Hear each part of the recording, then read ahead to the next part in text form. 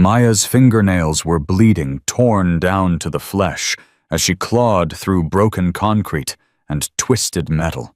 Somewhere beneath this collapsed building, a man was dying.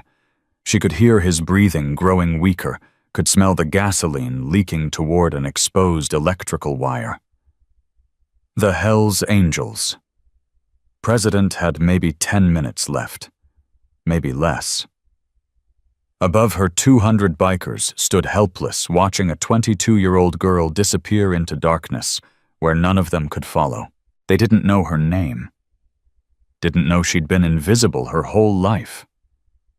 But in 8 minutes, 856 bikers across California would learn exactly who Maya Chen was. Maya Chen pressed her forehead against the cold window of the Route 47 bus and watched the California hills roll by in the gray morning light. Her reflection stared back at her, hollow-eyed and pale. 22 years old, but she looked closer to 30. That's what 3 years of 16-hour days did to a person. Her phone buzzed in her pocket. She pulled it out, already knowing what she'd see. "Tommy still coming today?" Maya smiled, despite her exhaustion. Her little brother, 14 years old, and stuck in a foster home 2 counties over. She typed back quickly. Maya wouldn't miss it. "Bus gets in at 11. Meet me at the usual spot. Tommy. Brought my report card. Straight B's this time. Maya. That's amazing. Told you that tutor would help. Tommy. When can I come live with you?" Maya's throat tightened. That question. Every month, the same question. Every month, the same answer she couldn't give him. "Maya, soon, buddy. I promise.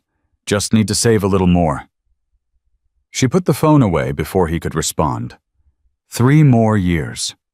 That's what the social worker had told her. 3 more years until she turned 25, had stable income, could prove she was fit to take custody. 3 more years of watching her brother grow up without her. The bus hit a pothole, and Maya's head knocked against the glass. She winced, touching the bruise forming on her temple. "You okay, honey?" Maya looked up. An older woman across the aisle was watching her with concern. White hair, kind eyes reminded her of Grandma. "I'm fine," Maya said. "Just tired." "Long night?" Maya almost laughed. "Long night, long year, long life." Something like that. The woman nodded, understanding in her eyes. "You're young. Things will get easier." Maya wanted to believe her. She really did. 6 hours earlier, Maya had been on her knees scrubbing toilets in the Riverside office tower. 3rd floor. Executive bathrooms, the ones with marble sinks and fancy soap dispensers. Her supervisor, a thick-necked man named Gerald, stood in the doorway watching her work. "Missed a spot," he said, pointing at the base of the toilet. Maya bit her tongue and scrubbed harder. The industrial cleaning solution was eating through her gloves again. Her knuckles were raw, cracked, bleeding in places. "You're too slow," Gerald continued. "The other girls finish an hour before you. The other girls don't clean as thoroughly. Nobody cares about thorough Chen. They care about fast and cheap." Maya squeezed the sponge so hard her hand shook. 3 years ago, these hands had practiced surgical stitches on training dummies. 3 years ago, she'd been 3rd in her class at Pacific Coast Nursing School. 3 years ago, she'd had a future. Then Grandma got sick. "You done daydreaming?" Gerald snapped. Maya stood up, peeling off her ruined gloves. "Bathrooms are finished. I'm moving to the 4th floor." "Better hurry. You got 30 minutes, then I need you at the diner." That was the arrangement. Gerald's sister owned Rosie's Diner on Main Street. Maya worked the night shift cleaning, then the morning shift waitressing. 16 hours a day, 6 days a week. On Sundays, she visited Tommy. Today was Sunday. "I need to leave by 8, Maya said. "Bus to Oakdale leaves at 9. Gerald checked his watch. 8:30. That's the best I can do. "The bus?" 8:30 Chan, take it or leave it. Maya took it. She always took it. At the diner, the morning rush was brutal. Rosie's was a truck stop favorite sitting right off Highway 12, where it split toward Sacramento. By 7 a.m., every booth was full. Truckers, farmers, early bird locals grabbing coffee before church. Maya moved between tables like a ghost refilling cups, taking orders, clearing plates. Her feet were screaming after standing all night. Her hand stung every time she touched hot plates. But she smiled. She always smiled. Tips were better when you smiled. More coffee, sweetheart. The customer was a heavy-set man with a John Deere cap and dirt under his fingernails. Farmer. Probably owned land west of town. Coming right up. Maya reached for the coffee pot. You know, the man said, my daughter's about your age. She's in school over in Davis, pre-law. Maya poured his coffee. That's wonderful. What about you in school? The question hit her like a punch to the stomach. She kept her voice steady. Not right now, but I'm saving up. The man nodded, suddenly awkward. He probably saw the truth in her eyes. The exhaustion. The desperation. The dreams that had died 3 years ago in a hospital room that smelled like antiseptic and loss. Well, he said finally, you seem like a smart girl. You'll figure it out. Maya moved to the next table. She'd heard that before. Smart girl, hard worker, good attitude. None of it mattered when you were poor. The rumble started around 7:30. Maya was carrying a tray of dirty dishes when she felt it. A low vibration in the floor, like a truck passing too close to the building. She paused, frowning. You feel that? She asked Rosie, who was manning the register. Rosie was a sturdy woman in her 60s, with hair dyed an aggressive shade of red. She'd owned this diner for 40 years. Feel what? The floor. It's another rumble. Stronger this time. The coffee cups on the counter rattled against each other. Rosie looked up, her face going pale. Probably just another aftershock, she said, but her voice wasn't convincing. We've been having them all month. Maya knew about the aftershocks. Everyone in California knew. The big quake had hit San Francisco in 1989. Ever since, the whole state had been waiting for the next one. Scientists kept saying it was coming. The question wasn't if, but when. The rattling stopped. The customers went back to their breakfasts. Life continued. But Maya couldn't shake the feeling in her gut. Something was wrong. Something was coming. She just didn't know it would arrive in 6 hours. At 8:15, Maya was counting her tips in the break room when she heard the motorcycles. Not just a few. Dozens of them. Maybe hundreds. She walked to the window and looked out at the parking lot. Her breath caught. They were everywhere. Harley-Davidsons lined up in perfect rows, chrome gleaming in the morning sun. And standing beside them, men and women in black leather vests covered with patches and pins. Hell's Angels. Maya had grown up hearing stories about them. Dangerous. Violent. Criminals. That's what people said. But she'd been working at Rosie's for 2 years now, and the bikers who came through were always polite. They tipped well. They called Rosie ma'am, and never caused trouble. Big day, Rosie said, appearing beside her. Annual charity ride. They do it every year for the Veterans Hospital. Maya watched as more bikes pulled into the lot. How many of them are there? 100, maybe more. They come from all over the state. One bike in particular caught Maya's attention. A massive Harley with custom paint and chrome pipes that gleamed like mirrors. The man riding it was huge with a silver beard that hung to his chest and arms covered in tattoos. When he removed his helmet, she saw a face weathered by years of sun and wind, but his eyes were sharp. Alert. "That's Steele," Rosie said quietly. "Chapter president. Real name's Marcus Webb, Vietnam vet." Maya couldn't look away. There was something about him, something that reminded her of Grandpa who'd served in Korea. That same quiet strength, that same weight of carrying things nobody else could see. Steele's head turned, and for a moment his eyes met Maya's through the window. He nodded once. She nodded back. Then the moment passed, and he was walking toward the diner with the other bikers. Maya served Steele his coffee at 8:45. "Thank you, miss," he said, his voice a deep rumble that matched his bike. "You're welcome." Maya hesitated. "I heard about the ride for the Veterans Hospital." Steele looked up at her. "You know someone there. My grandmother.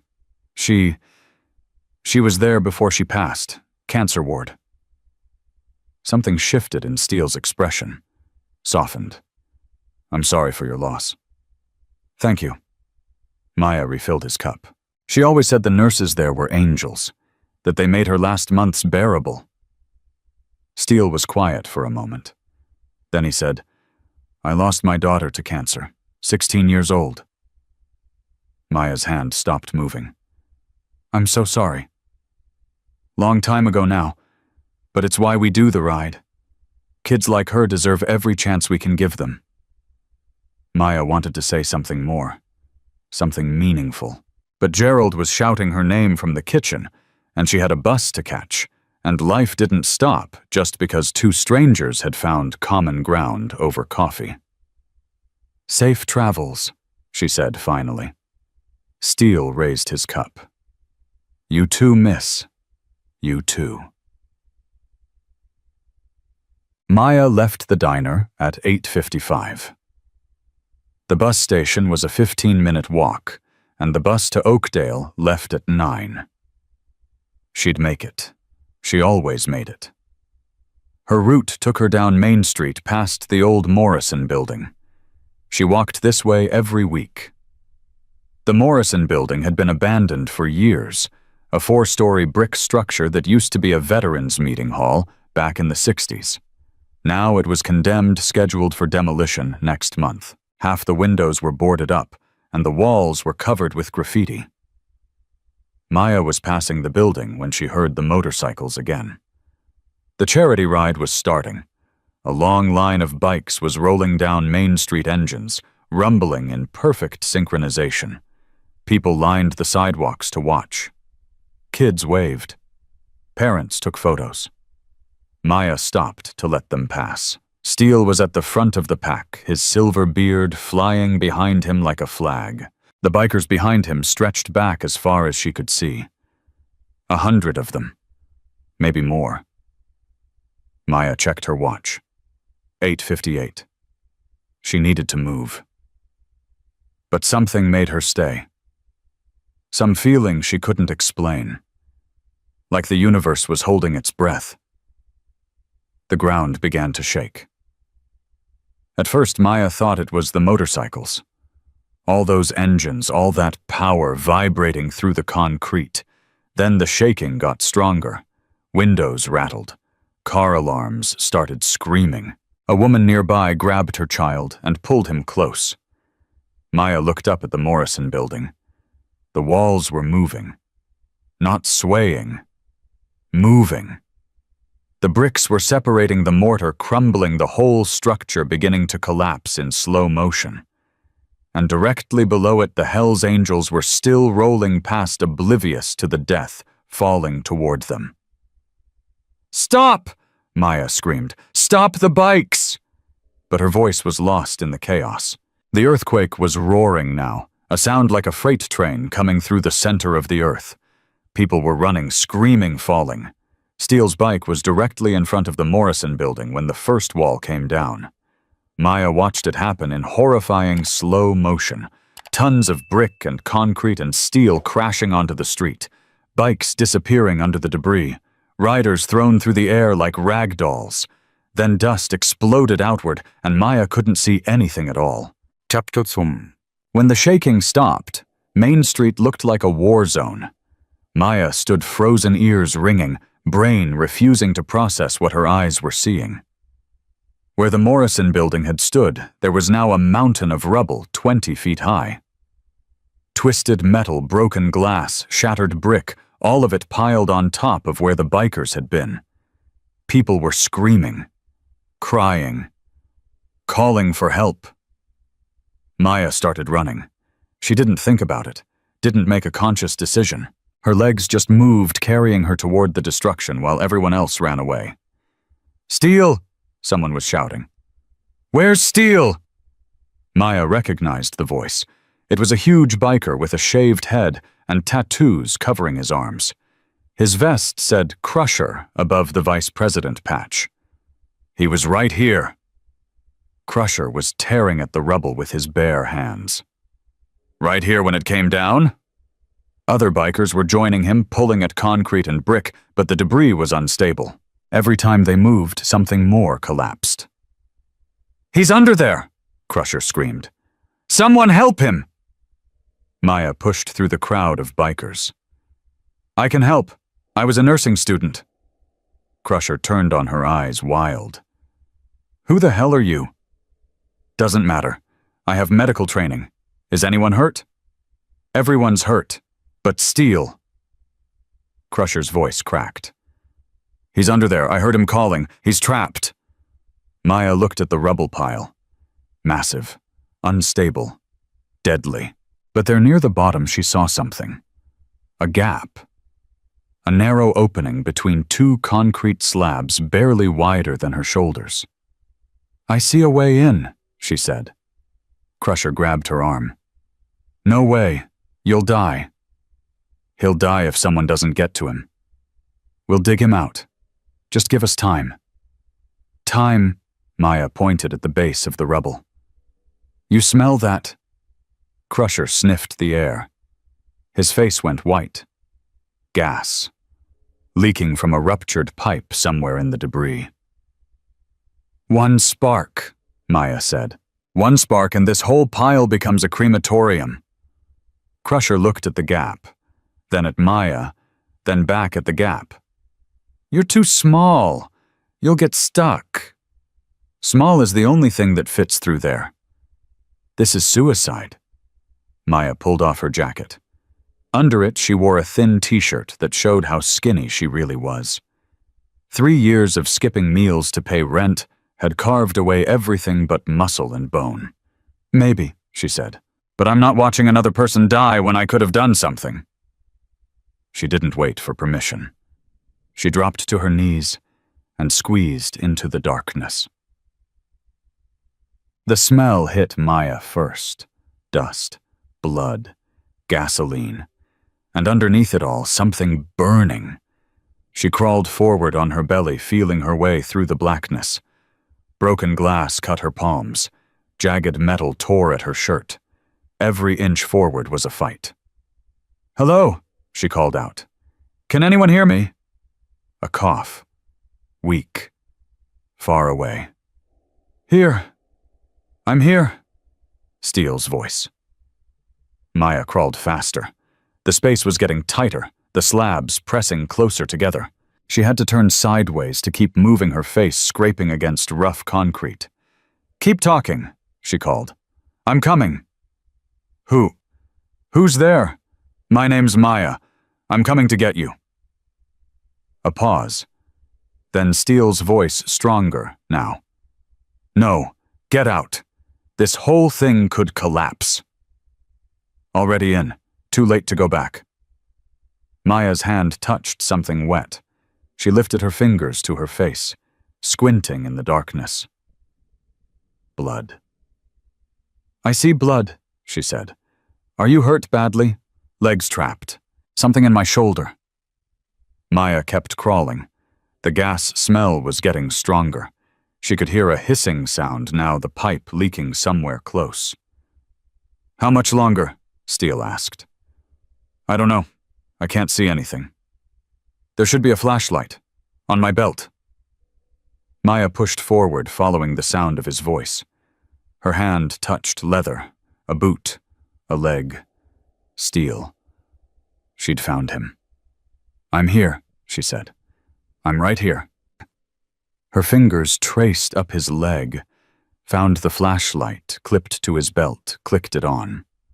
The beam cut through the darkness, and Maya saw exactly how bad things were. Steele was pinned under a concrete beam, his left leg crushed beneath it. A piece of rebar had gone through his right shoulder, the metal protruding from both sides. Blood was everywhere. And 10 feet away, a broken gas pipe was spewing fuel into the confined space. Jesus, Maya whispered. Steele turned his head to look at her. In the flashlight beam, his face was gray with pain, but his eyes were steady. Now you see why you should have stayed outside. Maya was already assessing the injuries. Leg crushed, but not severed. Shoulder wound bleeding badly, but missed the artery. Shock setting in. Maybe 10 minutes before he lost consciousness. Maybe less. Can you move your toes? She asked. What? Your left foot. Can you move your toes? Steele tried. His face contorted with pain. Yeah, I can move them. Good. That means the femur isn't shattered. We might be able to get you out. Kid, there's no we. That beam weighs 1,000 pounds. Maya was already looking around, searching for something to use as a lever. There, a piece of rebar about 4 feet long. I'm going to lift the beam, she said. When I do, you pull your leg free. Steele actually laughed. It was a horrible sound, wet and pained. You weigh what 100 pounds you can't lift. I'm going to try. Maya grabbed the rebar and wedged it under the concrete beam. She positioned herself over it, ready to push down with all her weight. On 3, she said. 1, 2. The ground shook. Aftershock. Debris rained down around them. Maya threw herself over Steele, shielding him with her body as concrete fragments pelted her back. Something sharp sliced across her shoulder blade. She bit down on a scream. Then the shaking stopped. You okay? Steele asked. Maya pushed herself up. Her back was on fire. She could feel blood running down her spine. I'm fine. Ready. Steele stared at her. In his eyes, she saw something she hadn't seen in a long time. Respect. Ready. Maya gripped the rebar. Every muscle in her body screamed as she pushed down. The beam shifted. 1 inch. 2 inches. Pull! She screamed. Steele grabbed his trapped leg with both hands and yanked. The pain must have been unimaginable, but he didn't make a sound, just gritted his teeth and pulled. The beam slipped. Maya's arms gave out. The concrete crashed back down. But Steele's leg was free. Can you walk? Maya asked, gasping for breath. Steele tried to stand and immediately collapsed. Leg's broken. Can't put weight on it. Maya looked at the gas pipe. The hissing was louder now. She could see vapor rising in the flashlight beam. We have to move! Now! She ducked under Steele's arm, bracing him against her shoulder. He must have weighed twice what she did. Her knees buckled, but she locked them straight through sheer will. Lean on me. I'll crush you. Then we'll both be crushed. Move. They stumbled forward, 1 step, 2 steps. The gas smell was overwhelming, now making Maya's eyes water. Her head spin. There has to be another way out, she said. The gap I came through collapsed. Steele's head lifted. Something shifted in his expression. The basement. There's a basement hatch. Used to be a veterans hall before they condemned the building. Where? 30 feet, maybe 40. South wall. Maya didn't know which way south was. She didn't know which way anything was. Talk me through it. They moved through the darkness, Steele directing, Maya carrying. Every step was agony. Every breath burned with gas fumes. Behind them, she could hear the rubble shifting, settling, ready to collapse completely at any moment. Left, Steele said. 20 more feet. Maya's foot hit something metal. The hatch, that's the hatch. She lowered Steele to the ground and felt along the floor. Her fingers found a metal handle, rusted but solid. She pulled. Nothing. It stuck. Pull harder. Maya braced her feet and pulled with everything she had. Her shoulder blade cut in the aftershock, screamed in protest. Blood ran down her arms, making the handle slippery. Still nothing. Behind them, she heard a new sound. A crackling. A whooshing. Fire. The gas had found a spark. Maya, Steele shouted. She didn't think, just pulled. Put every ounce of strength, every ounce of fear, every ounce of desperate hope into her arms and pulled. The hatch flew open. Light poured in. Fresh air. Life. Maya grabbed Steele and dragged him toward the opening. Flames were licking at the debris behind them, hungry and growing. Go, Steele shouted. Get out. Not without you. She shoved him through the hatch, then dove after him. They tumbled out onto grass just as the rubble pile exploded into a pillar of fire. Maya lay on her back, staring up at the sky. Blue, clear, beautiful. Funny how you never noticed the sky until you almost lost it. Hands were grabbing her, voices shouting. Someone was calling for paramedics. Someone else was crying. A face appeared above her. Crusher. You did it, he said, and his voice cracked. You actually did it! Maya tried to respond, but her mouth wouldn't work. Everything was getting fuzzy. Distant. Dark. The last thing she saw before losing consciousness was a wall of leather-clad bikers standing in a circle around her. 200 of them. Every single one staring at the girl nobody had ever seen before. Now they saw her. Now they all saw her. Maya woke up screaming. Her hands clawed at the hospital sheets, tearing at fabric that felt like concrete, like rubble, like the crushing weight of a building falling on top of her. She couldn't breathe, couldn't see, couldn't escape the darkness that was pressing in from all sides. Easy, easy, you're safe. Hands grabbed her wrists, strong hands, gentle hands. Maya's eyes flew open. A nurse was holding her down, a young woman with kind eyes and scrubs covered in cartoon cats. Behind her, machines beeped frantically, monitoring vital signs that had just spiked through the roof. You're in Riverside, General, the nurse said calmly. You're safe. The earthquake is over. Maya stopped struggling. Her heart was pounding so hard she could feel it in her teeth. How long? She whispered. How long have I been here? 3 days. 3 days. Maya's mind raced. Tommy. The bus. She was supposed to visit Tommy 3 days ago. My phone, she said, trying to sit up. I need my phone. You need to rest. Your injuries. My brother. He's in foster care. He doesn't know where I am. The nurse hesitated, then reached into a drawer beside the bed. She pulled out a plastic bag containing Maya's belongings. Phone, wallet, keys. It's been charging, the nurse said. Someone brought it in with you. Maya grabbed the phone with bandaged hands. 47 missed calls, all from Tommy. 32 text messages, each one more panicked than the last. Tommy, Maya. Where are you, Tommy? The bus station said you never got on. Tommy, I'm scared. Please, answer. Tommy, they're saying there was an earthquake. Please, please, please be okay. Tommy, I can't lose you too. Maya's vision blurred with tears.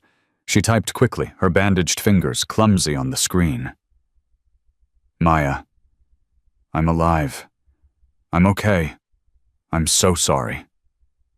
The response came in seconds. Tommy. Maya. Oh God, I thought you were dead. They wouldn't tell me anything. I've been calling hospitals for 3 days.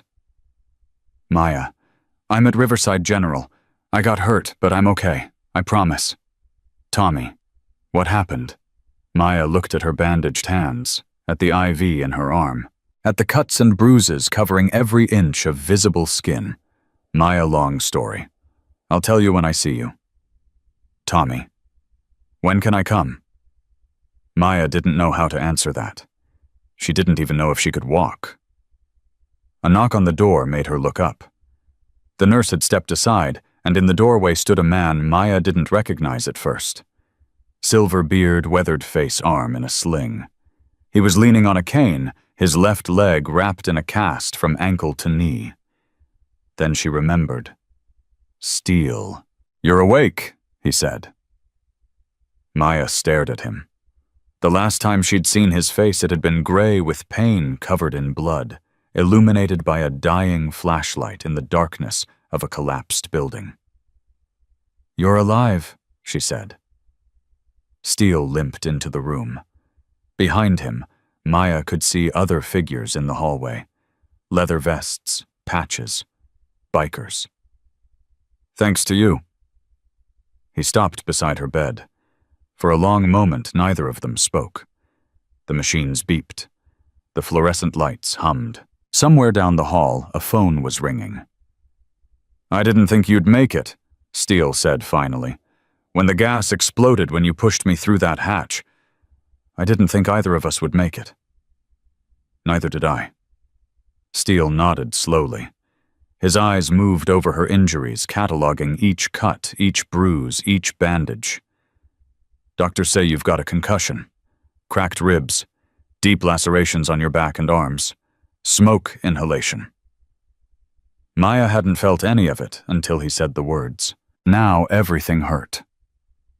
Could have been worse, she said. Yeah. Steele's voice was thick. Could have been a lot worse. The door opened again. A woman entered, this time late 50s, with gray hair pulled back in a bun and eyes that had clearly been crying recently. She went straight to Steele and put her hand on his shoulder. This is Marie, Steele said. My wife. Marie didn't say anything. She just walked to Maya's bedside, leaned down, and wrapped her arms around the young woman in a hug so fierce it made Maya's cracked ribs scream in protest. Maya didn't pull away. Thank you, Marie whispered into her hair.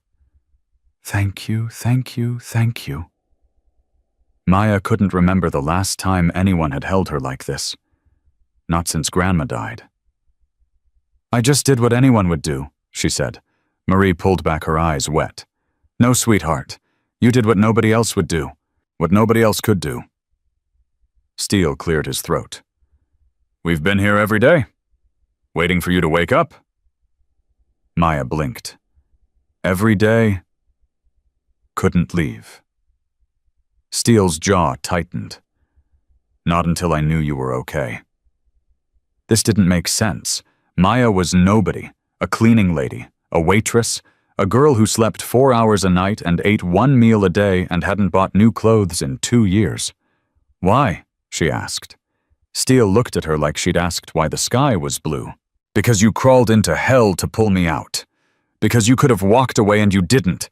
Because... His voice broke. He looked away, blinking hard. Marie took over. Because in 40 years of marriage to this stubborn man, I've never seen anyone do what you did. Not for a stranger, not for anyone. The door burst open. Crusher filled the frame, his massive body barely fitting through. Behind him, Maya could see more bikers crowding the hallway. 10 of them. 20. More. "She's awake," Crusher demanded. "She's awake," Steele confirmed. Crusher's face split into a grin so wide it transformed his entire appearance. The scary biker with the shaved head and the tattoos suddenly looked like a kid on Christmas morning. "Boys!" he shouted down the hall. "She's awake!" The cheer that erupted shook the windows. Maya's eyes went wide. "What? How many?" "They've been camped in the parking lot," Marie said with a small smile. "Hospital tried to kick them out twice. They refused to leave." "We told them we'd sleep on our bikes if we had to," Crusher said. "Which we did." Maya looked from face to face, trying to understand. These were Hell's Angels, the most notorious motorcycle club in America. Men who had been to prison, men who had killed men who made grown adults cross the street to avoid them. And they'd been sleeping in a hospital parking lot for 3 days, waiting for her. "I don't understand," she said. Crusher stepped closer. His expression was serious now. "Word travels fast in our world, kid. By nightfall after the earthquake, every chapter in the state knew what happened.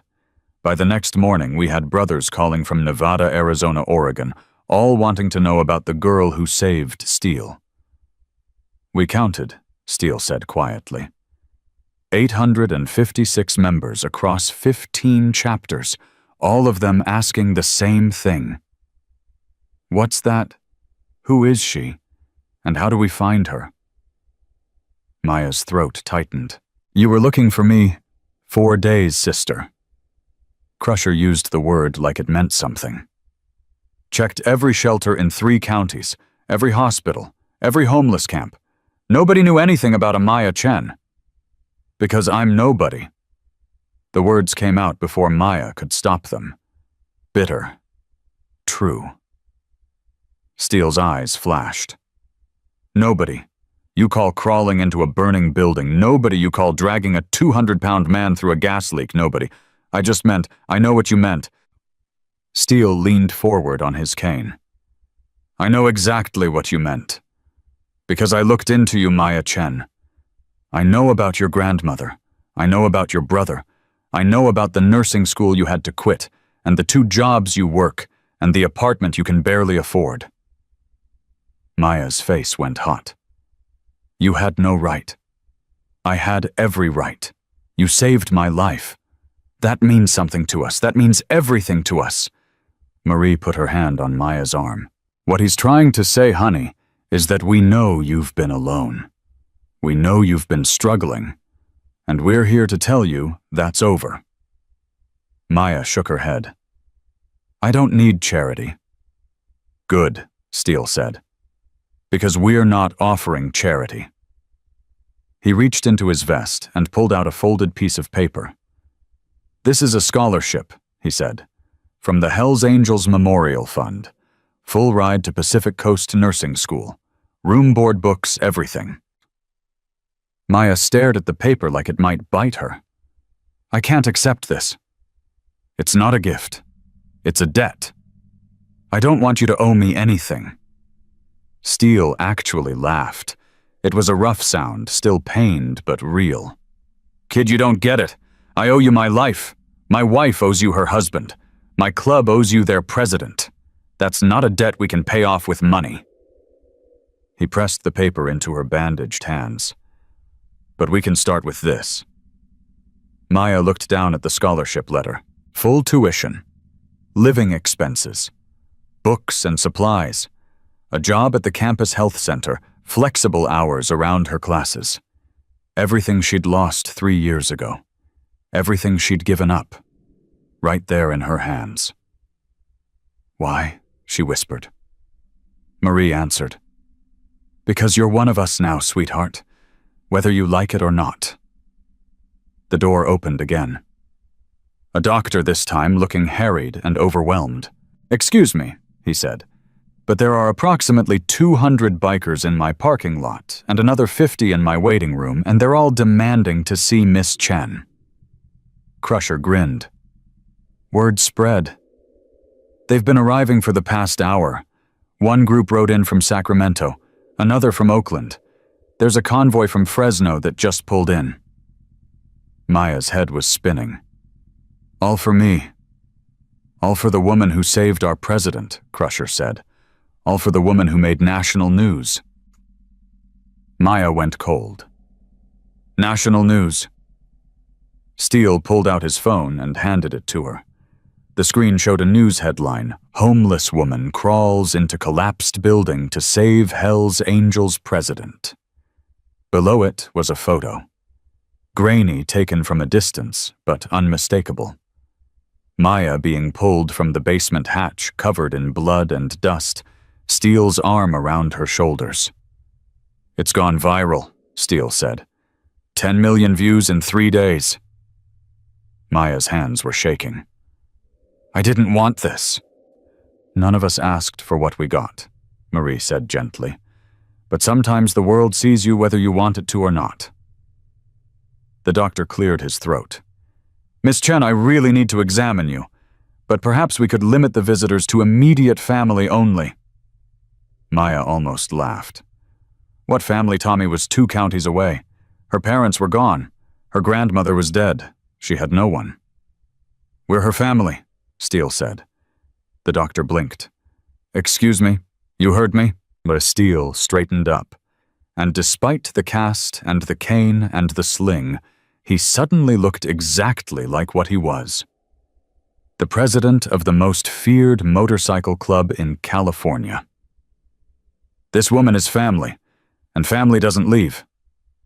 The doctor looked at Crusher, at Marie, at the crowd of leather-clad bikers visible through the door. I'll see what I can do about the visitors," he said, and practically fled. Maya was crying now. She couldn't help it. The tears just came rolling down her cheeks, soaking into the hospital pillow. "I haven't had family in 3 years," she said. "Not since Grandma died." Marie sat down on the edge of the bed and took Maya's bandaged hand in both of hers. "You have family now, honey. 856 brothers and sisters, and one very stubborn husband who refuses to die." Steele grunted. "Couldn't die. Not after some skinny waitress carried me half a mile through a collapsed building. It was 40 feet. Felt like half a mile." Maya laughed despite the tears. It hurt her cracked ribs, but she didn't care. "What happens now?" she asked. Steele looked at Crusher. Some silent communication passed between them. "Now we get you out of this hospital," Crusher said. "Docs say you can leave tomorrow if everything checks out. And then you come with us." Maya's heart skipped. "Where?" Steele smiled. It was the first real smile she'd seen from him. "Home," he said. "We're taking you home." Later that night, after the doctors had examined her, and the nurses had changed her bandages, and the endless stream of bikers had finally been convinced to wait until morning, Maya lay alone in her hospital bed. Her phone buzzed. "Tommy, I can't stop thinking about what you did. It's all over the news." Maya, "I know. Still processing." Tommy, "You're a hero, Maya. A real hero." Maya stared at the words. Hero. Nobody had ever called her that before. Nobody had ever called her anything but invisible. Maya, "I just did what needed to be done."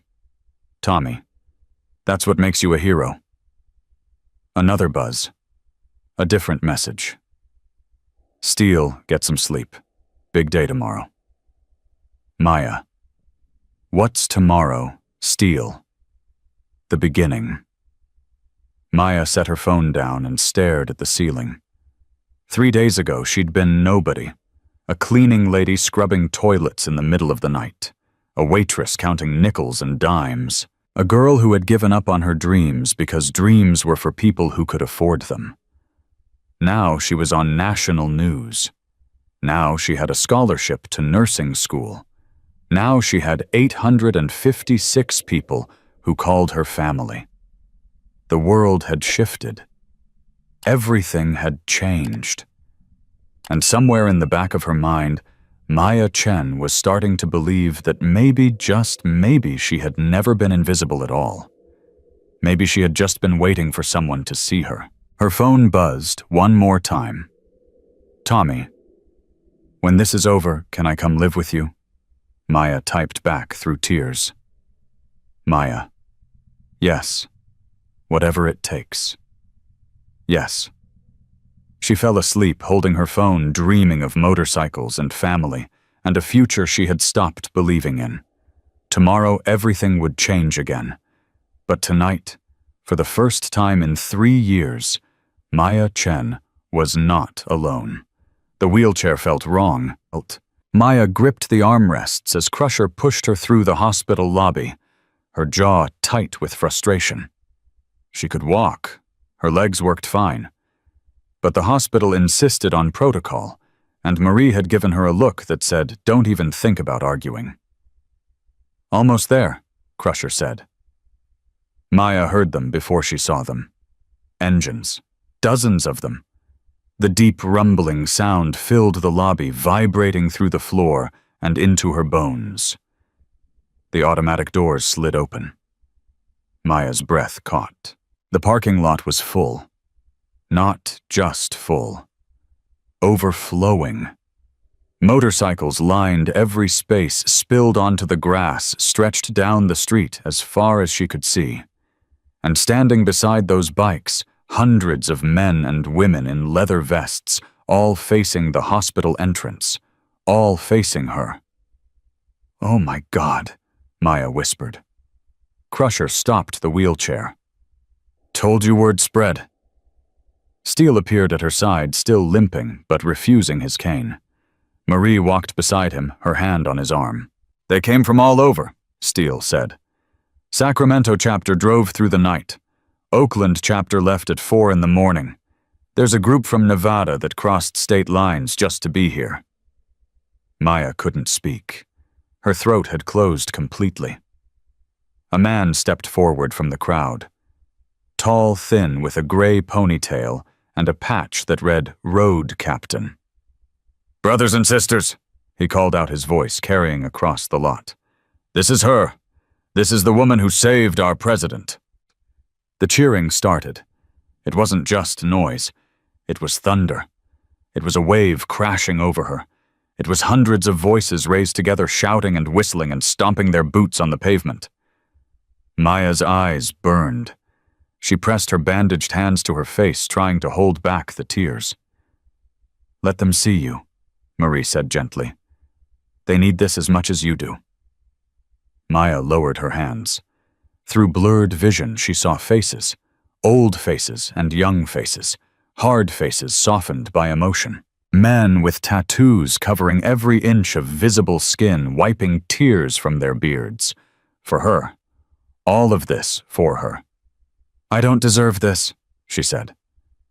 Steele's hand landed on her shoulder. Heavy. Warm. "That's exactly why you do." The crowd parted as Crusher wheeled Maya forward. People reached out to touch her hand, her arm, her shoulder. Veterans with medals on their vests. Women with patches marking them as full club members. Younger riders who looked at her like she was something sacred. "Thank you," one man said, his voice cracking. "God bless you," a woman whispered. "You're one of us now, sister." Maya heard these words over and over from stranger after stranger until they stopped feeling strange. Until they started feeling true. At the edge of the parking lot, a pickup truck waited. Its bed was filled with flowers, roses, lilies, sunflowers, cards and balloons and stuffed animals. "People have been dropping these off for days," Marie explained. "We didn't know where else to put them." Maya picked up one of the cards. The handwriting was shaky, elderly. "Dear brave girl, my husband was a veteran. He would have been proud of you. Thank you for reminding us that heroes still exist." She put the card down and picked up another. "To the angel who dove into the rubble. We are praying for your recovery. God bless you. And another. Maya, I'm 12 years old. When I grow up, I want to be brave like you. Maya set the card down carefully. Her hands were shaking so badly she couldn't hold anything else. There's something we need to show you, Steele said. Crusher helped Maya from the wheelchair to the passenger seat of a black SUV. Marie climbed in beside her. Steele took the front seat, grumbling about his leg as he adjusted around the cast. Where are we going? Maya asked. You'll see. The SUV pulled out of the parking lot. Behind it, like some kind of honor guard, 200 motorcycles fell into formation. The sound was deafening. Beautiful. A rolling thunder that announced to the entire world that Maya Chen was not alone. They drove for 20 minutes through town. Maya watched through the window as people stopped on sidewalks to stare. Some pointed, some waved. A little boy held up a sign that read, "Thank you, Maya." That sign wasn't there yesterday, Marie said. People have been making them all week. Maya's chest hurt, not from her cracked ribs, from something deeper. The SUV turned onto Oak Street. Maya recognized the area. Working-class neighborhood. Small houses with chain-link fences and pickup trucks in the driveways. They stopped in front of a yellow house with white shutters. Maya frowned. I don't understand. Steele turned around in his seat.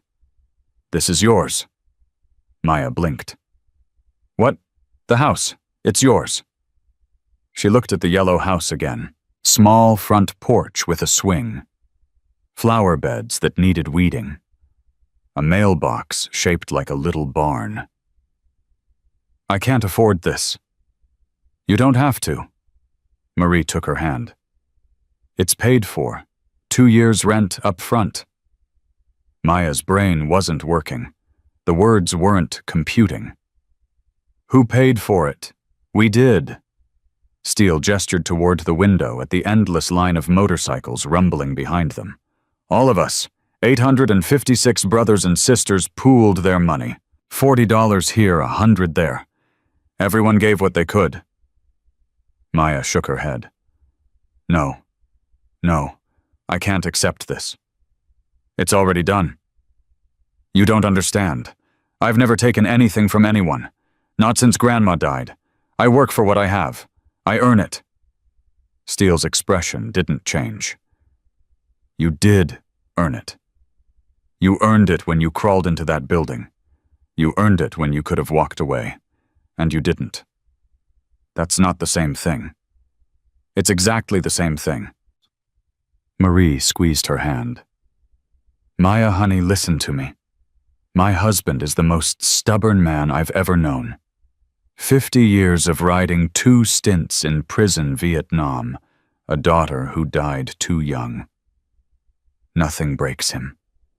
Nothing scares him. She paused, her eyes filling with tears.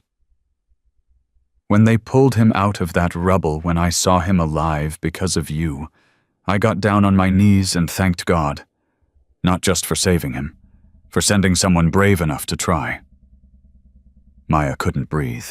This house isn't charity, Marie continued. It's gratitude. It's 856 people saying thank you in the only way they know how. Steele opened his door. Come on, let me show you inside. Maya walked through her new front door on shaking legs. The house was furnished. Simple, but clean. A couch that looked barely used. A kitchen table with 4 chairs. Beds in both bedrooms made up with fresh sheets. We didn't know what you liked, Marie said, following her from room to room. So we kept it basic. You can change anything you want.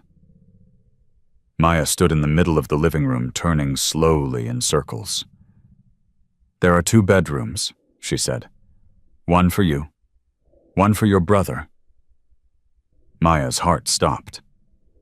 What? Steele leaned against the doorframe, watching her carefully. We talked to a social worker, explained the situation. With stable housing and the nursing school scholarship, you qualify to petition for custody. Maya's knees gave out. She would have hit the floor if Crusher hadn't caught her. "Easy," he said, lowering her to the couch. "Breathe." Maya was crying now. Really crying.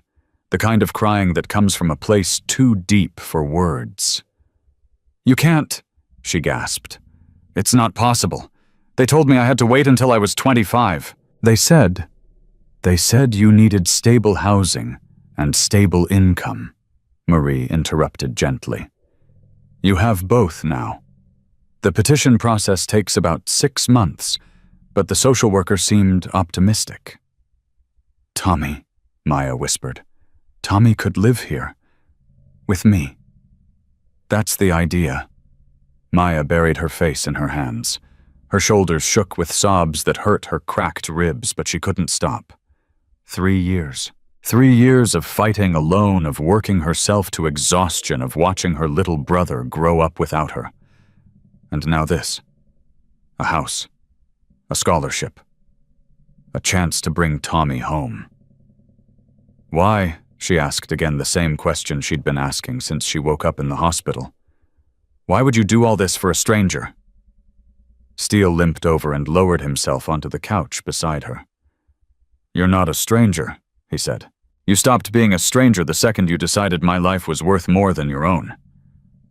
He reached into his vest pocket and pulled out a folded piece of leather. "This is for you." Maya unfolded it with trembling hands. It was a vest. Black leather smaller than the ones the men wore. On the back, a patch she'd never seen before. Red letters on white backing. "Friend of Angels," she read aloud. "It's the highest honor we can give to a non-member," Crusher said. "Only 12 people in the club's history have ever received one." Maya ran her fingers over the embroidered letters. "I don't know what to say." "Don't say anything." Steele stood up, wincing at the pain in his leg. "Just wear it. That's all we ask." Maya slipped the vest over her shoulders. The leather was heavy but soft, broken in already like it had been waiting for her.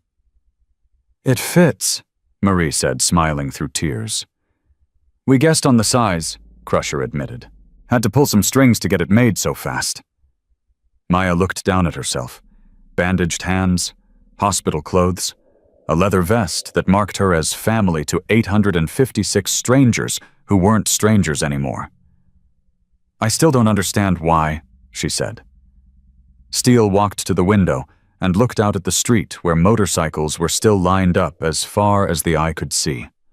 Riders sat on their bikes or stood in small groups waiting, watching. "When I was in Vietnam," he said slowly, "I saw things that changed me. Good men dying in bad situations. Brothers saving brothers even when there was no chance of survival." He turned to face her.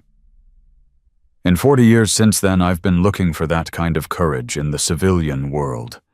Real courage, not the loud kind that gets medals and ceremonies. The quiet kind. The kind that happens when nobody's watching." His voice cracked. "You're the first person I've ever seen who has it." The front door opened. Bikers started filing in, carrying boxes and bags. Food, dishes, towels, all the things a home needed to feel lived in. "What is all this?" Maya asked. "Housewarming gifts," Crusher said with a grin. Everyone wanted to contribute. Maya watched as her empty house filled with people. Rough-looking men delicately arranging flowers in vases. Tough women stocking her kitchen with groceries. A guy who looked like he could bench press a car carefully hanging curtains with the focus of a surgeon. This was real. This was happening. This was her life now. Her phone buzzed. "Tommy. Tommy Maya. What's happening?" "Someone from social services just called the foster home. They said something about a custody review." Maya's hands were shaking so badly she could barely type. "Maya. It's true.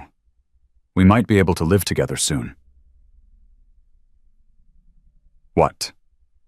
"How, Maya?" I'll explain everything. Can you come here? I have a house now. A real house. Tommy. House. Maya. What is going on, Maya? I'll tell you everything. Just come. She sent him the address. 3 dots appeared as he typed a response.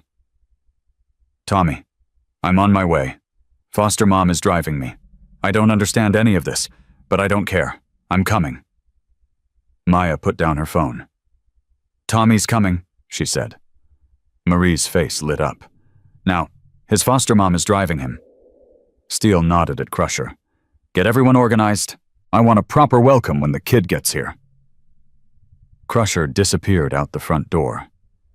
Maya heard shouting, the rumble of engines, the sounds of 200 bikers scrambling to follow orders. You don't have to make a big deal of this, Maya said. Steele raised an eyebrow. You just reunited with your little brother after 3 years of fighting to keep your family together. That's not a big deal. Maya opened her mouth to argue, but Marie cut her off. Let them do this, honey.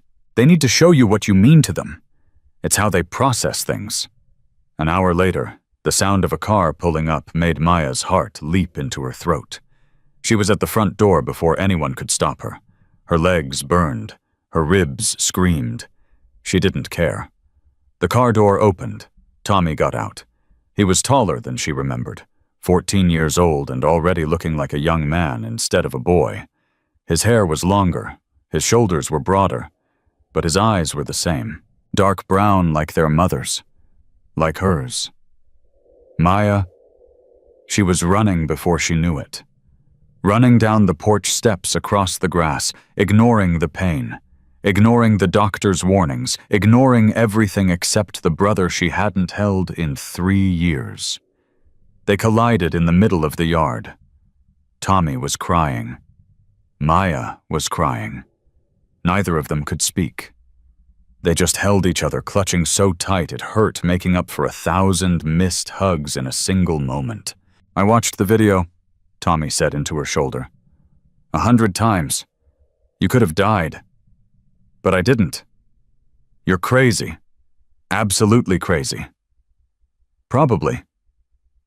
Tommy pulled back, wiping his face with his sleeve. Is this real?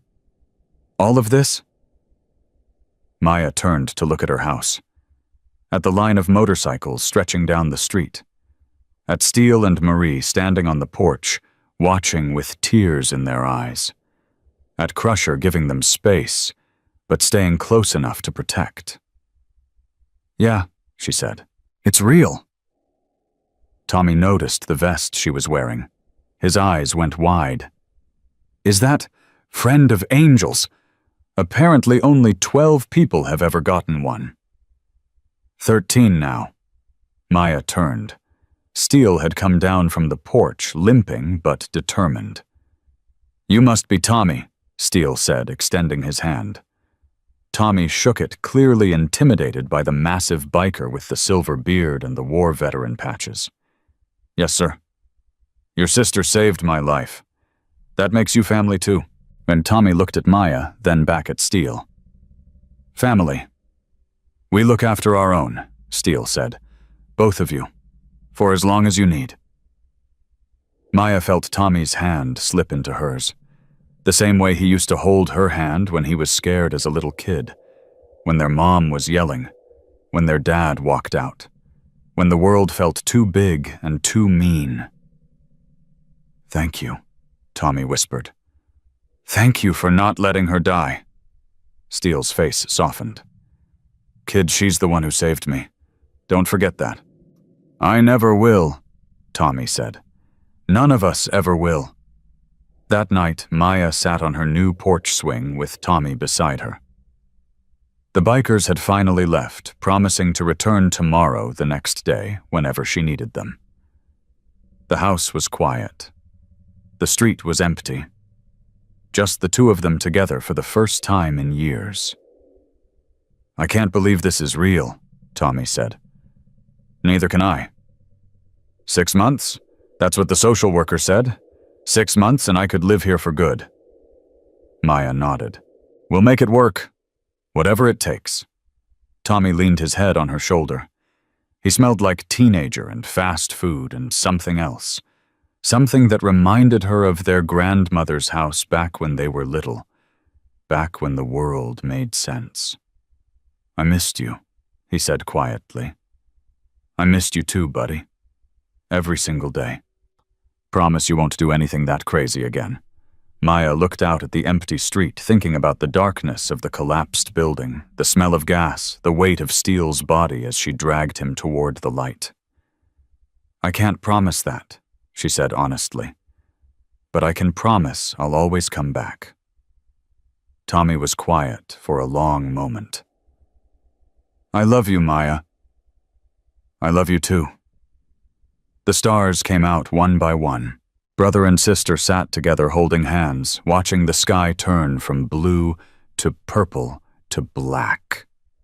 Maya thought about everything she'd lost. Her parents, her grandmother, her dreams. And then she thought about everything she'd found. A home, a family, a future. The earthquake had destroyed so much. But sometimes destruction was just the first step toward building something new. 6 months changed everything. Maya stood in front of the bathroom mirror, adjusting the collar of her nursing scrubs. Pacific blue. The official color of Pacific Coast Nursing School. The same scrubs she'd worn 3 years ago before her life fell apart. "You're going to be late," Tommy called from the kitchen. 5 minutes. "You said that 10 minutes ago." Maya smiled at her reflection. Her face had filled out. The dark circles under her eyes were almost gone. She looked healthy. For the first time in years, she looked alive. The past 6 months had been a blur of activity. Classes 4 days a week. Clinicals at the hospital on weekends. Study sessions that ran late into the night. And through all of it, the steady presence of her new family.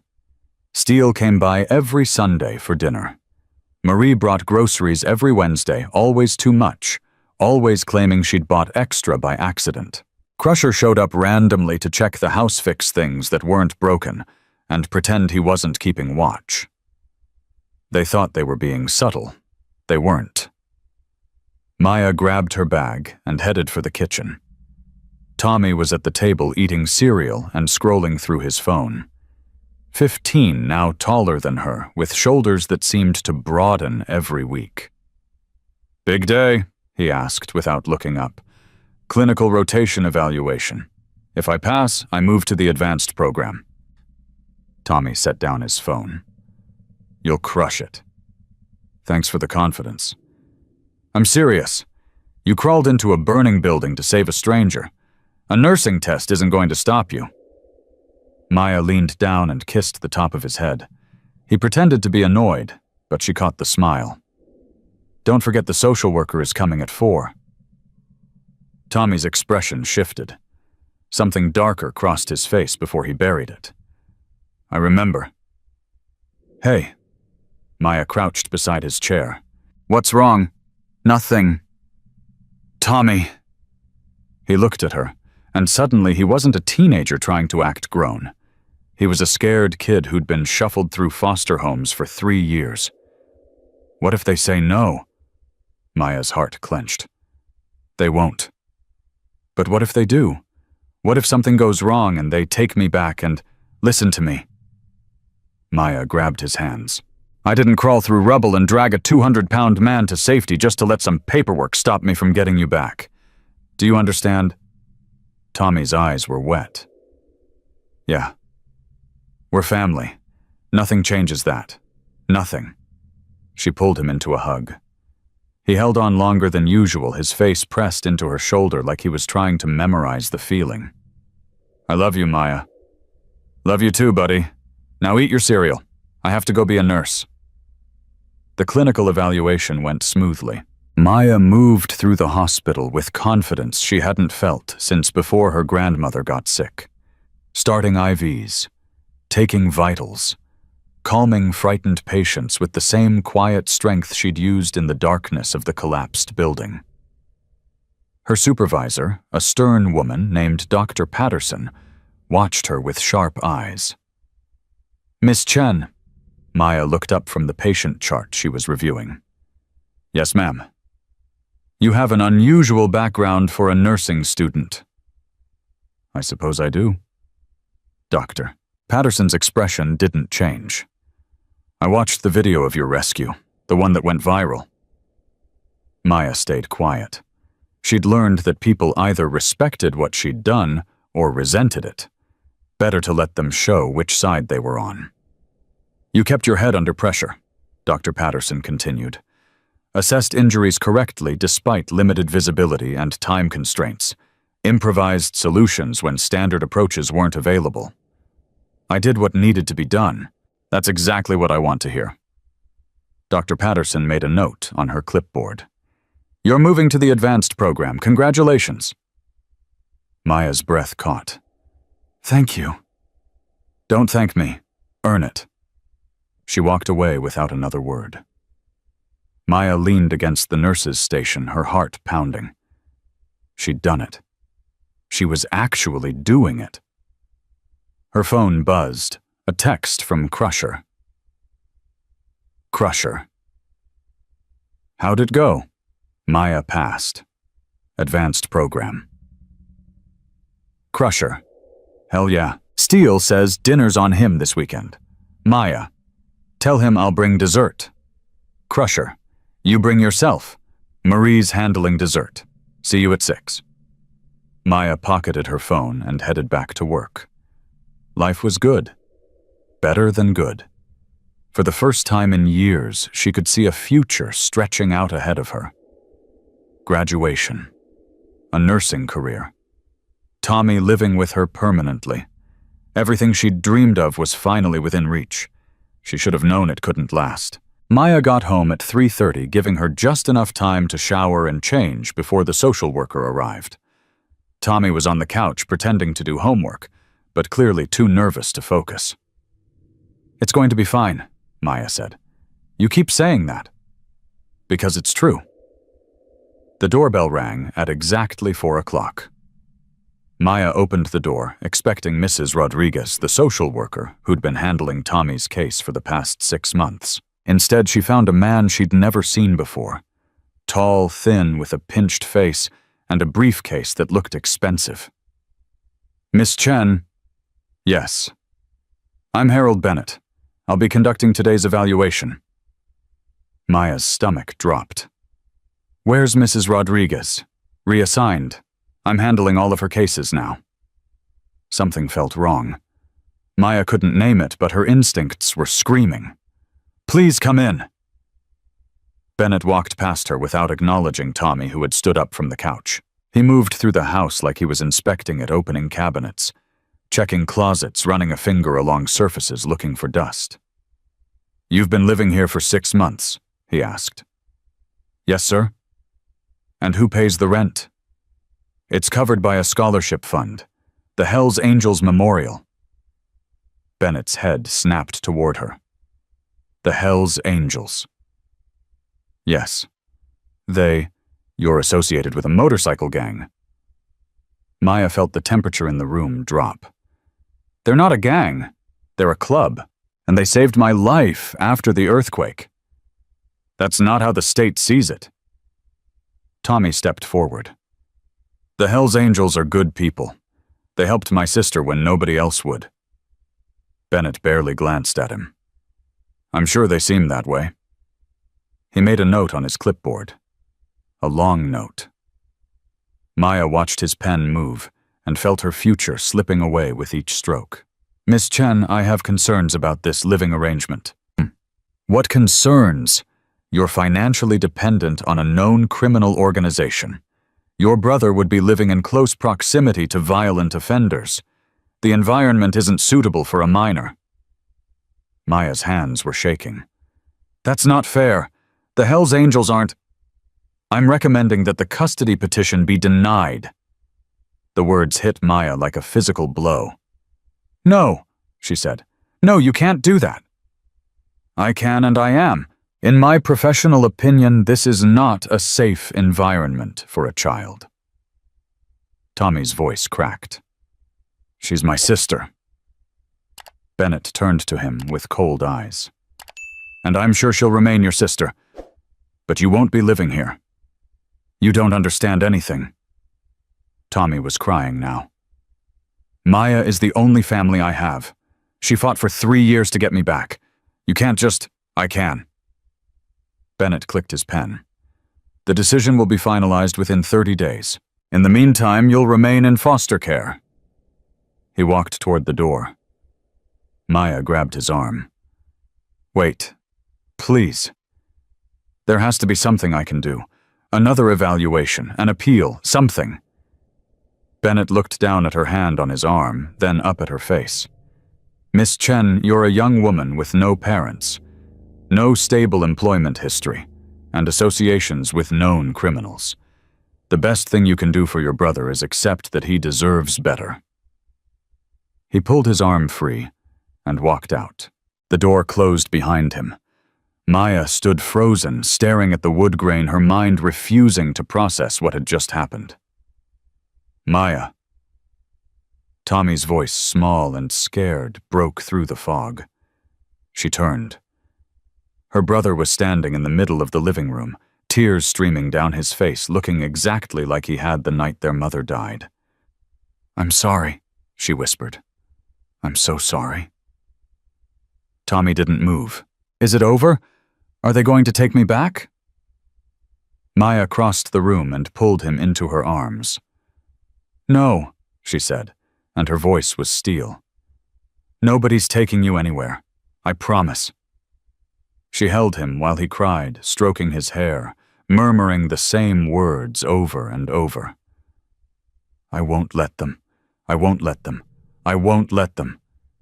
But even as she said it, Maya didn't know if it was true. An hour later, Steele's SUV pulled into the driveway.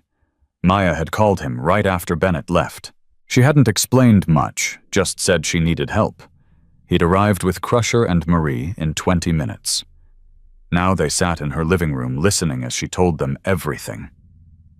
Son of a bitch, Crusher said when she finished. Harold Bennett. Steele's voice was flat, dangerous. I know that name. Maya looked at him. How? He testified against one of our brothers 5 years ago. Custody case. Made up lies about the father being abusive, got the kids taken away. Steele's jaw tightened. The father killed himself 6 months later. Marie's hand covered her mouth. Oh, Marcus. This isn't random, Steele continued.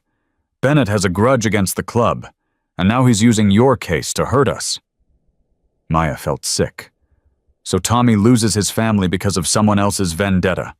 Not if I can help it. Steele pulled out his phone and made a call.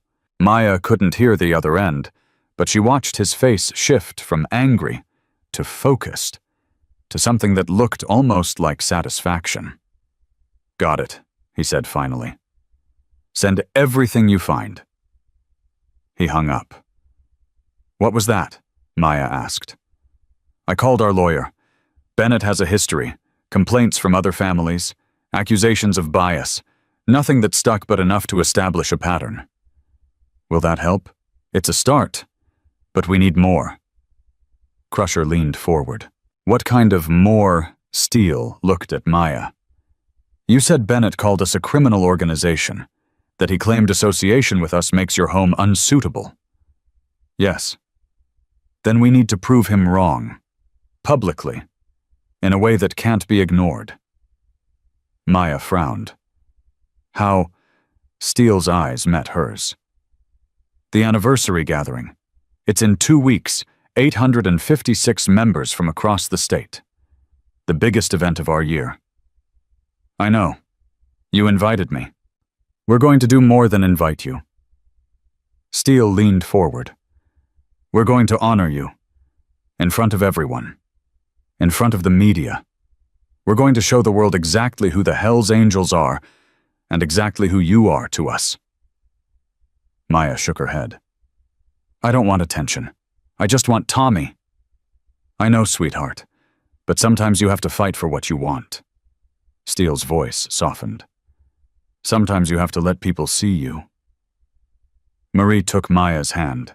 The ceremony will be broadcast. Local news, maybe national. Every major outlet in the state will cover it. And when they do, Steele continued, they'll see a young woman being honored for saving a life. They'll see a community supporting one of their own. They'll see the Hell's Angels for what we really are. And Bennett will look like exactly what he is. A small man with a personal grudge trying to destroy a family because of his own hatred. Maya looked at Tommy, who had been sitting quietly through the whole conversation. "What do you think?" she asked. Tommy wiped his eyes. "I think I don't want to go back to foster care. I think I want to stay here with you. And I think if Steele says this will work, we should trust him." Maya turned back to Steele. "What do I have to do? Just show up. The rest is already in motion." The next 2 weeks were the longest of Maya's life. She went to classes, completed her clinicals, studied for exams. But her mind was always somewhere else, always circling back to Bennett's cold eyes and colder words. The best thing you can do for your brother is accept that he deserves better. Every night she called Tommy at the foster home. Every night they talked until the foster mother told him to hang up. Every night she reminded him that this wasn't over. "2 more days," she said on Wednesday. "I know. After the ceremony, everything changes." "What if it doesn't?" Maya closed her eyes. "It will. It has to." "Maya, yeah, I'm scared." She pressed the phone harder against her ear. "I'm scared too, buddy. But we've gotten through worse. Remember that." "I remember." "Good. Now get some sleep. I'll see you Saturday." "See you Saturday." She hung up and stared at the ceiling until morning. Friday night, Maya couldn't sleep. She lay in bed running through every possible scenario. The ceremony going wrong, Bennett showing up, the media twisting the story, Tommy being taken away forever. At 2 a.m, her phone buzzed. "Steele. You awake?" "Maya. Can't sleep." "Steele, me neither. Come outside." Maya pulled on a jacket and walked to her front porch. Steele was sitting on the swing, his cane beside him, looking up at the stars. "Couldn't sleep either?" she asked, sitting beside him. "Haven't slept well since Vietnam? Tonight's just worse than usual." They sat in silence for a moment. "Are you nervous about tomorrow?" Maya finally asked. Steele laughed softly. "I've faced enemy fire prison riots and 3 ex-wives. A media event doesn't scare me." "Then what's keeping you up?" Steele was quiet for a long moment. "My daughter would have been 32 this year." Maya didn't say anything, just waited. "Cancer took her when she was 16. Same year I started the charity rides. Every time I sit on that bike, every time I see those hospital kids, I think about her." He turned to look at Maya. "When I was trapped under that building, when I could smell the gas and feel the fire coming, I made peace with dying. Figured I'd finally get to see her again." Maya's throat tightened. "But then you showed up," Steele continued. "This skinny little waitress with bandaged hands and no reason to risk her life for a stranger, and you crawled into hell to pull me out. I did what anyone would have done." "No." Steele's voice was firm. "You did what my daughter would have done. She had the same fire in her. The same stubborn refusal to let anyone suffer alone." He reached into his pocket and pulled out an old photograph. A teenage girl with dark hair and her father's eyes. Her name was Sarah. Maya took the photo gently. She was beautiful. She was everything. Steele's voice cracked. "And when I look at you, when I see what you've become, I think, maybe she sent you. Maybe this was her way of telling me it's not time yet." Maya handed back the photo. "I'm not your daughter, Steele. I know, but your family, and tomorrow I'm going to make sure the whole world knows it." They sat together until the sun came up. Saturday morning, Maya put on her leather vest. The friend of Angel's patch felt heavier than usual, more significant, like it carried the weight of everything riding on the next few hours. Tommy arrived at 9, driven by his foster mother, who looked uncomfortable but didn't argue. He was wearing new clothes that Steele had bought him. A button-down shirt, clean jeans, boots that actually fit. "You look good," Maya said. "I look like I'm going to a funeral." "Think of it as a celebration of life." Tommy almost smiled. "That's what you say at funerals." Maya pulled him into a hug. "Smart kid. Now shut up and get in the car." The gathering was at Miller's Field, a huge open space outside town that the club rented every year. As Maya's car approached, she saw the motorcycles. Hundreds of them. No, thousands. "Holy crap," Tommy whispered. The field was packed. Bikes stretched in every direction, their chrome gleaming in the morning sun. And standing beside those bikes, an army of leather and denim, all facing the same direction. All waiting for her. Crusher met them at the entrance. "You ready?" Maya looked at the crowd, at the media trucks she could see setting up in the distance, at the stage that had been built in the center of the field. "No," she said honestly. Crusher grinned. "Good. That means you're human." He led them through the crowd. People parted as Maya passed, reaching out to touch her arm, her shoulder, her hand. Words followed her like a wave. "That's her. The one who saved Steele. God bless you, sister." Maya kept her head high and her hands steady. For Tommy.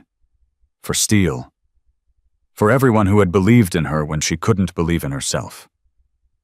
They reached the stage. Steele was already there standing at the microphone despite his bad leg. Marie beside him. The entire leadership of 15 chapters arranged behind them. "Brothers and sisters," Steele's voice boomed across the field. "1 year ago, our world changed." The crowd went silent. 3,000 people, and not a single sound. "An earthquake brought down a building on top of us. I was trapped. Dying. The gas was leaking and the fire was coming, and I'd made my peace with meeting my maker." Steele's eyes found Maya in the crowd. "Then a girl I'd never met crawled into the darkness to save me. A waitress, a cleaning lady, a nobody by the world's standards. But she did what none of us could do. She carried me out of that hell and gave me back my life." The crowd erupted in cheers. Maya felt tears streaming down her face. "Today we honor her. Not as a guest, not as a friend, but as one of us. Forever." Steele beckoned her onto the stage. Maya climbed the steps on shaking legs. Tommy followed his hand tight in hers. Steele removed something from around his neck. A medallion on a leather cord, worn smooth by decades of wear. "This was my father's," he said quietly. "Given to him by his father. It's only ever passed to blood." He placed it around Maya's neck. "Now it goes to you, my daughter, in every way that matters."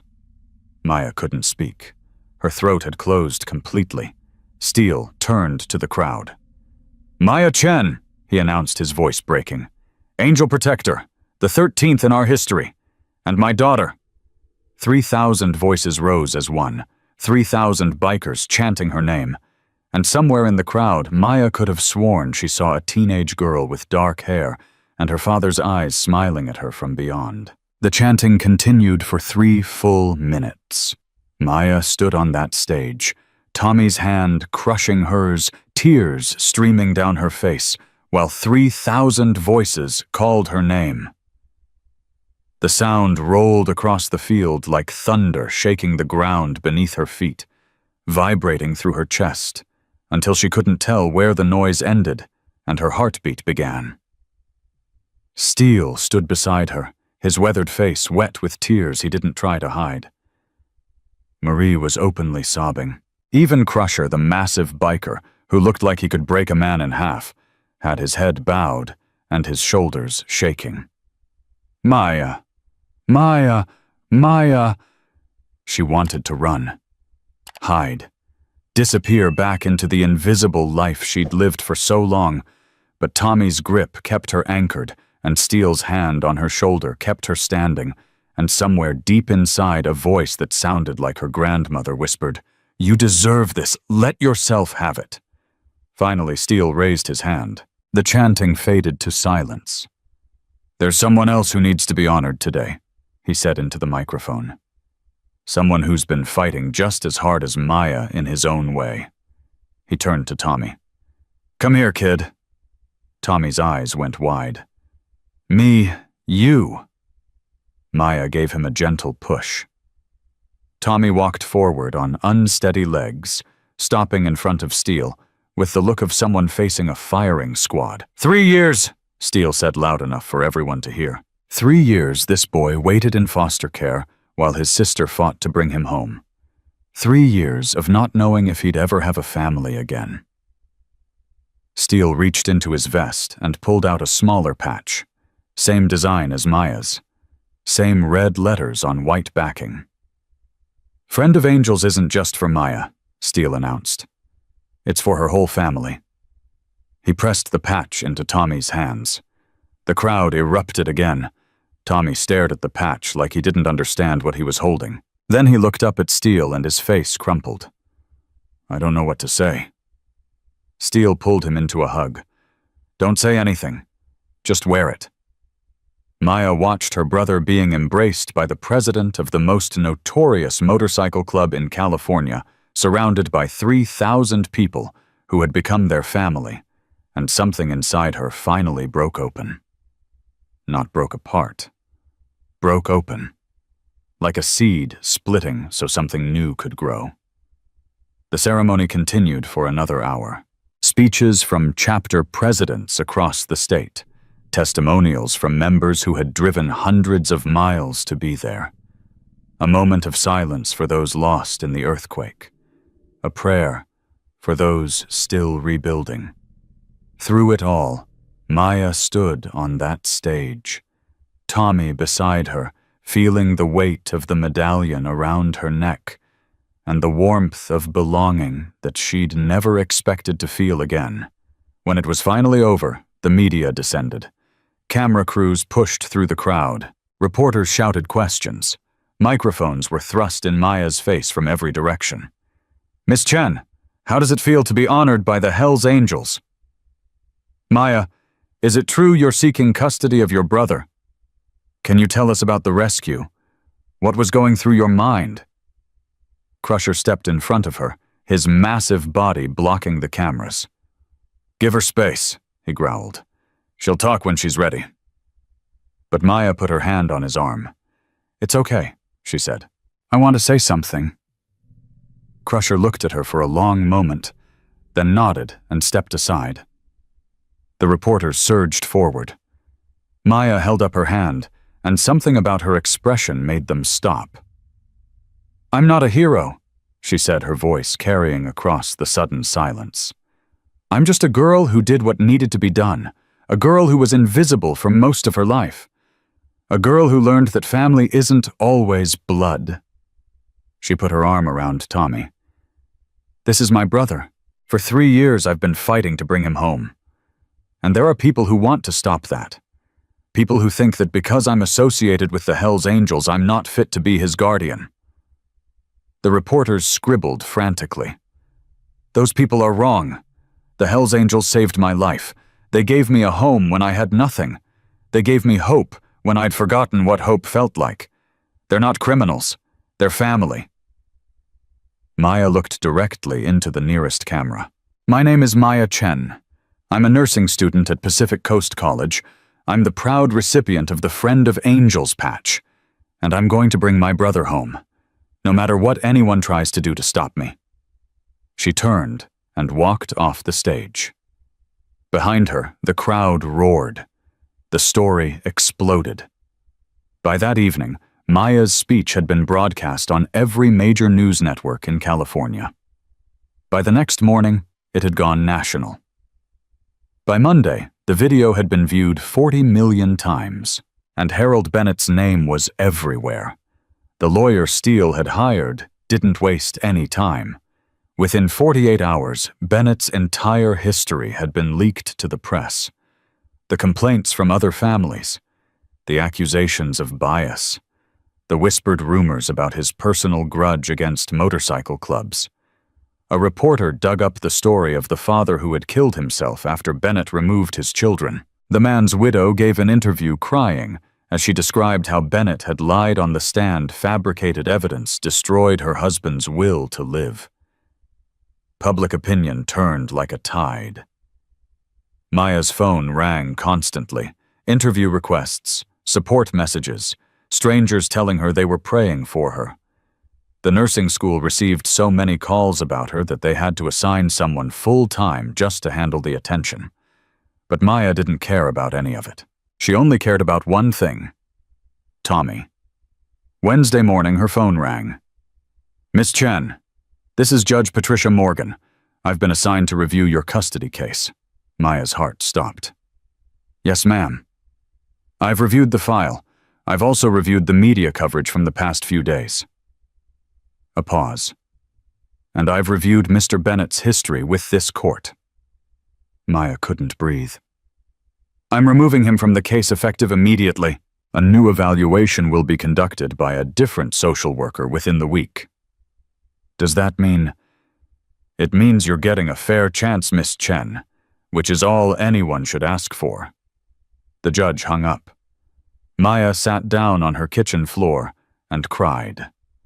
The new evaluation happened on Friday. Mrs. Rodriguez, the original social worker, had been reassigned to the case.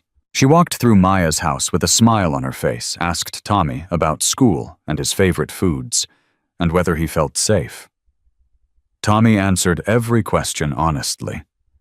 Yes, he loved his sister. Yes, he wanted to live here. Yes, he understood that the Hells Angels were part of their family now. "And how do you feel about that?" Mrs. Rodriguez asked. Tommy didn't hesitate. "They're the only people who ever helped us when everyone else turned away. They bought us a house. They paid for Maya's school. They showed up when nobody else would." He looked at Maya. "They're not what people think they are. They're just family.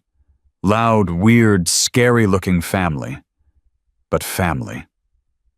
Mrs. Rodriguez made a note on her clipboard. Maya couldn't read her expression. "Thank you, Tommy. That's all I needed." She shook Maya's hand at the door. "You'll have my recommendation by Monday." Monday came. Maya couldn't focus on her classes, couldn't eat, couldn't think about anything except the phone in her pocket and the call that would determine the rest of her life. At 2:47 p.m., it rang. "Miss Chen, this is Judge Morgan's office. Can you come to the courthouse at 4 o'clock? Is something wrong? The judge would like to speak with you, both of you. Please bring Tommy." The line went dead. Maya's hands were shaking so badly she could barely dial Steele's number. "What's happening?" he asked. "I don't know, the judge wants to see us. Today." A pause. "I'm on my way." They arrived at the courthouse at 3:45. Steele was already there, waiting in the parking lot with Crusher Marie and at least 30 other bikers. When Maya's car pulled in, they formed a line on either side of the entrance. An honor guard. "What are you doing?" Maya asked. "Walking you in," Steele said. "Whatever happens in there, you're not facing it alone." Maya looked at Tommy. He was pale, his hands clenched at his sides. "You ready?" "No. Me neither. Let's go." They walked into the courthouse flanked by leather-clad bikers. Security guards looked nervous but didn't stop them. Other visitors pressed against the walls to let them pass. Judge Morgan's courtroom was on the 3rd floor. Maya pushed open the heavy doors. The judge sat at her bench, an older woman with silver hair and sharp eyes. Mrs. Rodriguez sat at a table to the right. The prosecution table was empty, and standing in the back of the room looking like he wanted to disappear into the floor was Harold Bennett. Maya's stomach dropped. "Miss Chen, Mr. Chen, please come forward." Maya and Tommy walked to the front of the courtroom. Behind them, she could hear the bikers filing into the gallery, their boots echoing on the marble floor. Judge Morgan waited until everyone was settled. "I've called this hearing to deliver my ruling on the custody petition filed by Maya Chen for her minor brother Thomas Chen." Maya grabbed Tommy's hand. "I've reviewed all the evidence. The original evaluation by Mrs. Rodriguez, the subsequent evaluation by Mr. Bennett, the media coverage, the character testimonials submitted by members of the Hells Angels Motorcycle Club." The judge paused. "I've also reviewed Mr. Bennett's conduct in this case, his personal bias against motorcycle clubs, his history of questionable evaluations, his decision to recommend denial based on factors that have no legal bearing on custody determinations." She turned to look at Bennett. "Mr. Bennett, your behavior in this case has been unprofessional, prejudicial, and in direct violation of the ethical standards expected of state employees. Your removal from this case is effective immediately, and I will be recommending a full review of your previous custody decisions." Bennett's face went white. "Your Honor, I was only trying to protect. You were trying to punish a young woman for her associations. That is not your job. Your job is to evaluate the safety and well-being of children, not to wage personal vendettas." The judge turned back to Maya. "Miss Chen, in all my years on this bench, I have rarely seen a case as clear as this one." Maya's heart was pounding so hard she could hear it. "You have stable housing. You have steady income through your scholarship.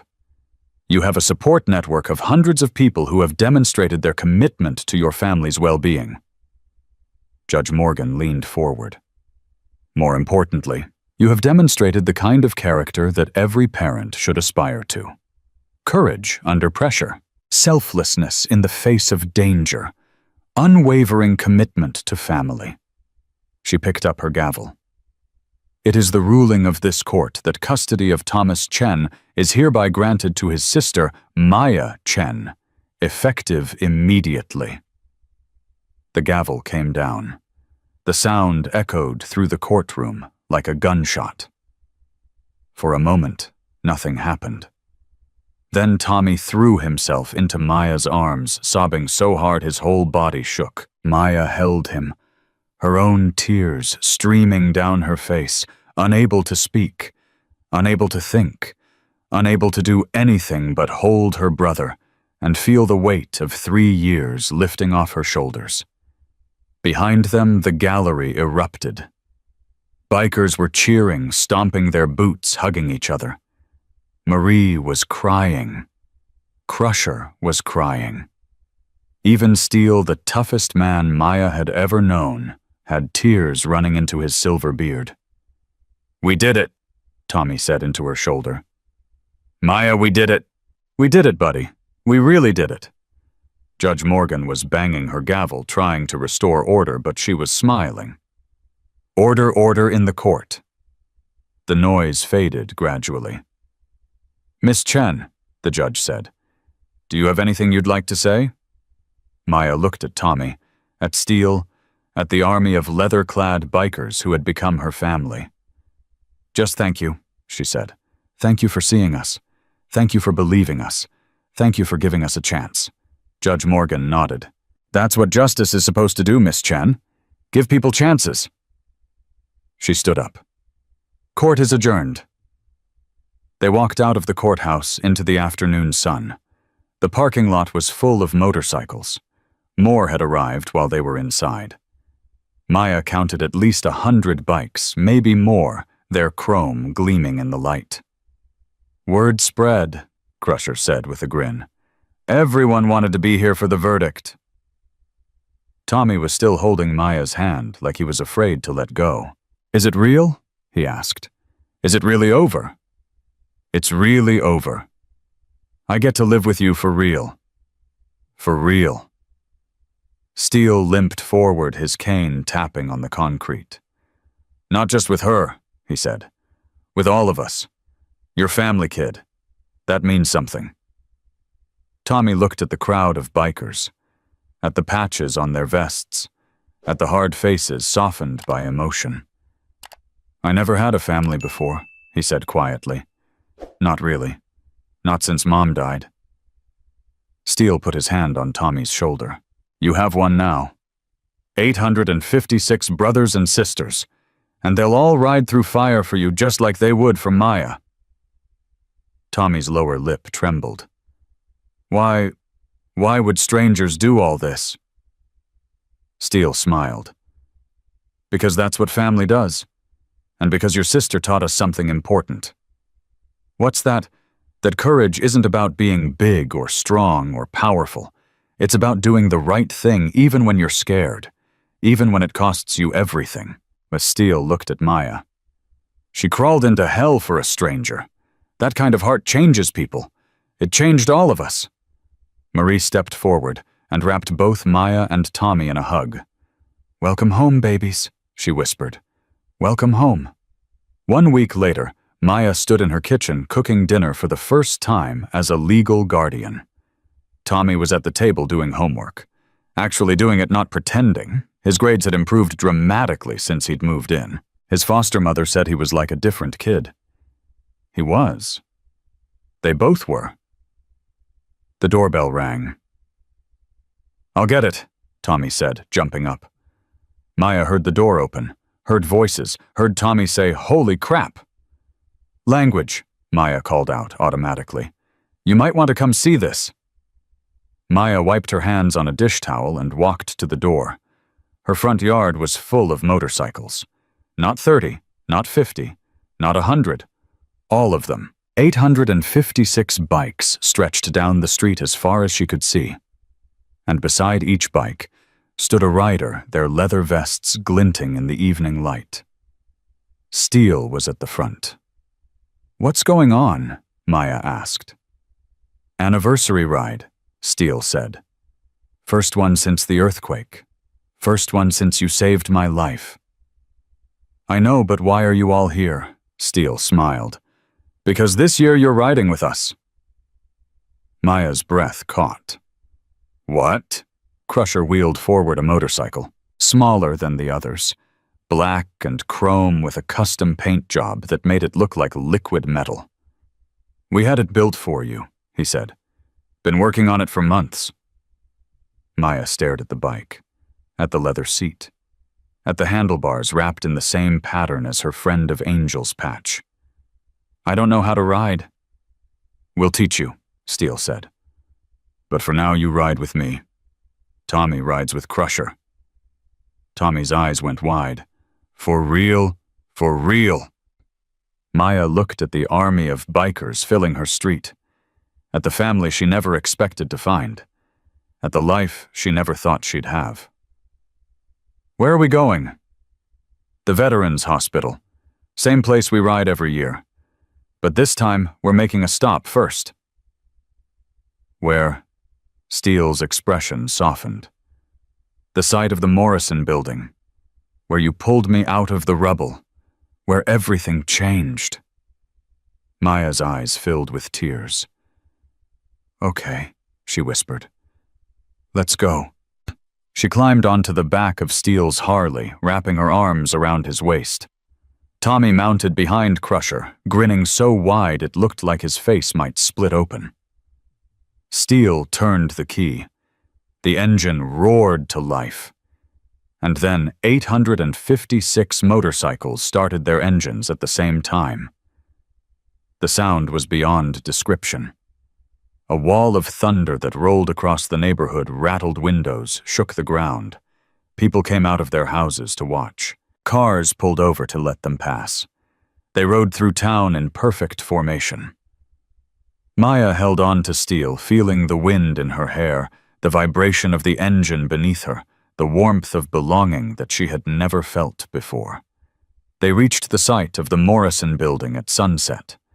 Nothing remained but an empty lot. The rubble had been cleared months ago, but someone had placed a marker there, a stone plaque with words carved deep into the granite. On this site, An angel walked into darkness to bring a good man home. Below the words, 2 names: Maya Chen, Marcus Steele Webb. Maya climbed off the bike and walked to the marker. She ran her fingers over the letters, over her name, over the word that still felt too big to belong to her. Angel. Steele came to stand beside her. "You changed my life," he said quietly. "Not just by saving it, by showing me that there are still people in this world worth believing in." Maya looked at him, at the silver beard, at the war veteran patches, at the eyes that had seen too much, but still knew how to hope. "You changed mine too." Steele put his arm around her shoulders. Behind them, 856 bikers stood in silence. Then, one by one, they bowed their heads. 3,000 boots, 1,712 arms crossed over chests, 856 hearts beating together in tribute to a girl who had been invisible her whole life. A girl who had crawled into hell to save a stranger. A girl who had found family in the last place anyone would expect. A girl named Maya Chen. Tommy came to stand on her other side. His hand slipped into hers. "I love you, Maya." "I love you too, buddy.